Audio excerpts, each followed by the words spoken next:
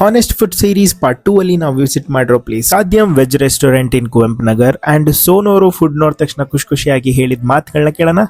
So ಇಲ್ಲಿ ಏನೇ ತಗೊಂಡ್ರು ಏನೇ ತಿಂದ್ರು ನೀವು ವೆಜ್ ಬಿರಿಯಾನಿ ಬಿರಿಯಾನೀಸ್ಗೆ ಪಲಾವ್ಸ್ಗೆ ಮಾತ್ರ ಹೋಗ್ಬೇಡಿ. ಒಂದಷ್ಟು ಚಕ್ಕೆ ಒಂದಷ್ಟು ಲವಂಗ ತುಂಬಾ ಜಾಸ್ತಿ ಸ್ಪೈಸಸ್ ಹಾಕಿರ್ತಾರೆ.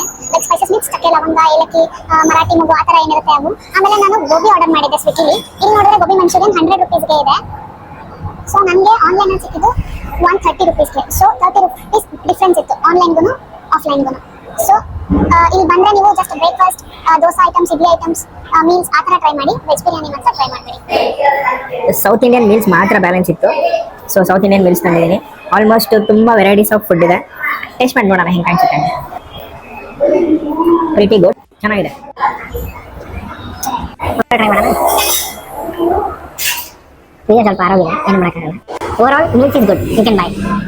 ಮತ್ತೆ ರವಾ ಇಡ್ಲೀಸ್ ಎಲ್ಲ ಒಂದಕ್ಕೆ 35 rupees. ಸೊ ಒಂದೇ ಬರೋದು ಇಡ್ಲಿ. ಸೊ ಅದೇ ನಾವು 35 + 35 ಎರಡು ಇಡ್ಲಿಗೆ 70 ಕೊಡೋ ಅಷ್ಟರಲ್ಲಿ ಇನ್ನು 30 rupees ಹಾಕಿದ್ರೆ ಮೀಲ್ಸೇ ಬರುತ್ತೆ. ಸೊ ಹೊಟ್ಟೆ ತುಂಬ ತಿನ್ಬೋದು.